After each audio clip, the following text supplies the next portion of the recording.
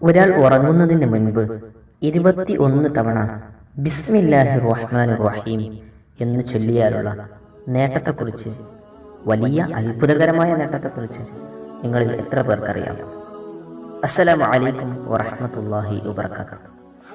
പ്രിയപ്പെട്ടവരെ, ഒരാൾ രാത്രി കിടന്നുറങ്ങുന്നതിന് മുൻപ് ഒരുപാട് ദിക്റുകളൊക്കെ ചൊല്ലാറുണ്ട്, അല്ലേ?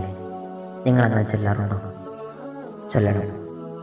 എന്നാൽ ഒരാൾ കിടന്നുറങ്ങുന്നതിന് മുൻപ് 21 തവണ ബിസ്മില്ലാഹിർ റഹ്മാനിർ റഹീം എന്ന ഏറെ പരിശുദ്ധമായ ആ ആയത്ത് പാരായണം ചെയ്താൽ അയാൾക്ക് ലഭിക്കുന്ന നേട്ടം, അല്ലാഹു സുബ്ഹാനഹു വ തആല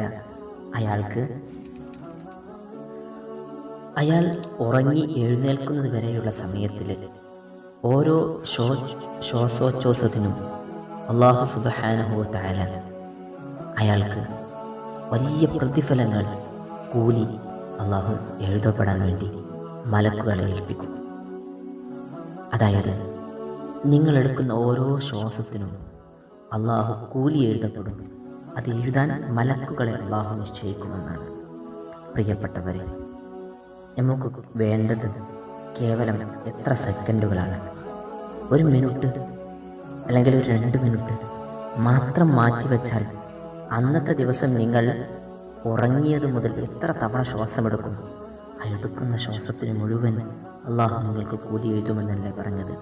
അല്ലാഹു നമുക്കൊക്കെ നന്മ ചെയ്യാൻ തൗഫീഖ് നൽകട്ടെ. അസ്സലാമു അലൈക്കും വറഹ്മത്തുള്ളാഹി വബറകാതുഹു.